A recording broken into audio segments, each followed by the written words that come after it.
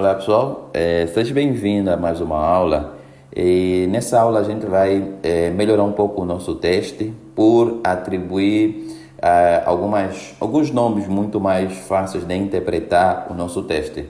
Aqui a gente pode chamar como boas práticas para escrever o nosso teste. Então, uma das coisas que a gente já fez é dar um nome aceitável para a nossa classe quanto ao teste. Então, o que significa? A gente está testando uma classe chamada Calcular IMC, então o nome da nossa classe de teste também tem que ser exatamente o nome da classe que a gente está a testar, com o acréscimo, com a parte no fim de teste, ok? Isso não é uma obrigatoriedade, porque você pode escrever uma classe qualquer e ainda assim consegue testar, mas é uma questão de facilitar a interpretação ou o entendimento de quem vai ler o código, ou mesmo para você, quando você precisar ter que fazer alguma correção. Eu já sei que se eu vir para aqui tem um calcular IMC teste, vou conseguir entender que não pertence à classe calcular IMC, ok? Isso é uma das primeiras coisas. Uma outra coisa tem a ver com o nome. A gente escreveu aqui um nome. O nome pode ser qualquer coisa, mas a gente vai pensar no nome sugestivo. Então, normalmente os textos que a gente veja, elas são escritas em inglês. E em inglês, na maioria das vezes, o pessoal tem tendência de escrever um should, ok? Depois vai dizer o que você espera. Por exemplo, eu vou dizer should return, ok? True, só uma ideia. When, eu vou traduzir isso, ok? Something, ou quando alguma coisa acontece. É uma forma de você escrever o texto e dizer o que você vai fazer para depois acontecer alguma coisa, ou o que você espera quando alguma coisa acontece, ok? Então, a maioria das vezes as pessoas escrevem em inglês, mas eu acredito que não tem nenhum problema você escrever os seus textos em português, ok? Por quê? Porque algumas pessoas também pegam no nome do método que ela está a testar e adicionam alguma ideia que ela espera. Então, vamos supor que o método seja está recomendável o MC de alguém. Então, ele vai dizer está recomendável o MC de alguém quando a idade ou os valores inseridos são aceitáveis. Então, você pode fazer isso. Outra forma seria você dizer, por exemplo, eu escrevi aqui should, né? Por exemplo, eu vou dizer dando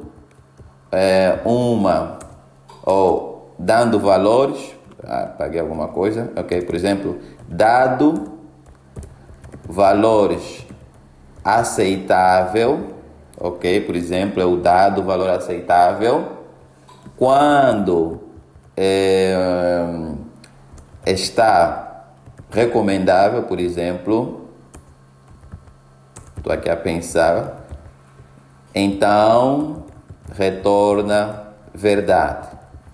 Por exemplo, é uma forma que você pode usar para escrever. Então, quando você tiver a definir os métodos que você tem que procurar dar um nome mais sugestivo para quando a pessoa conseguir ler o teu texto e ter a mínima ideia do que esse texto faz, o que ela espera de entrada e o que ela terá de retorno.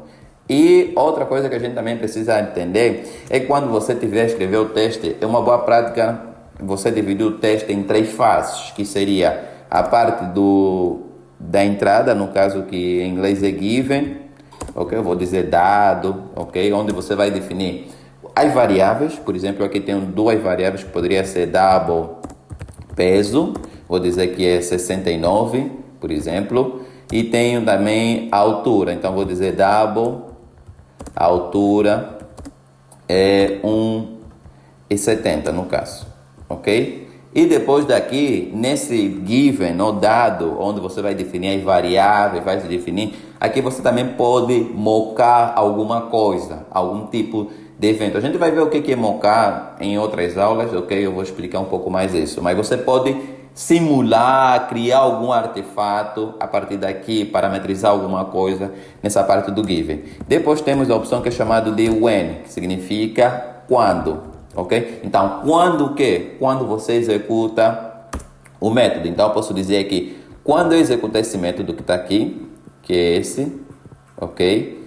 Então, eu vou dizer quando eu executar, eu vou esperar alguma coisa. Então, vou meter aqui, eu espero um valor do tipo booleano. Então, eu vou dizer booleano resultado, depende do nome que você quiser, é igual a calcular ponto está, e assim eu vou receber aqui o valor do peso, que acabam sendo os valores do given, e a altura.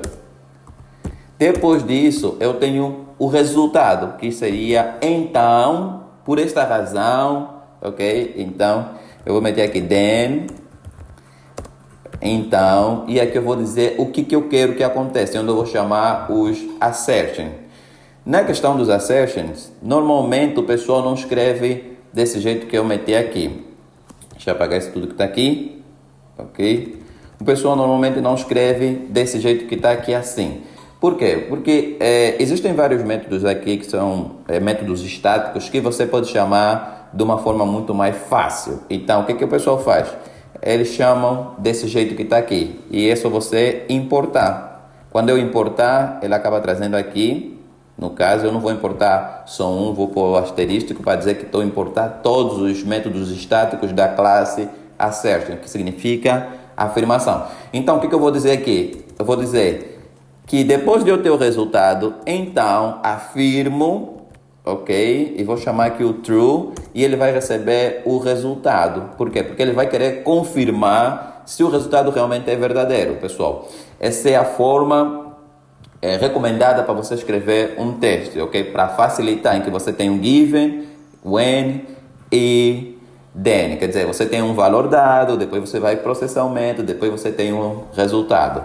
Estas são as boas práticas que você pode usar para escrever um texto. Ok, pessoal? Então, vamos voltar a executar e ver se está a funcionar e nos vemos na próxima aula.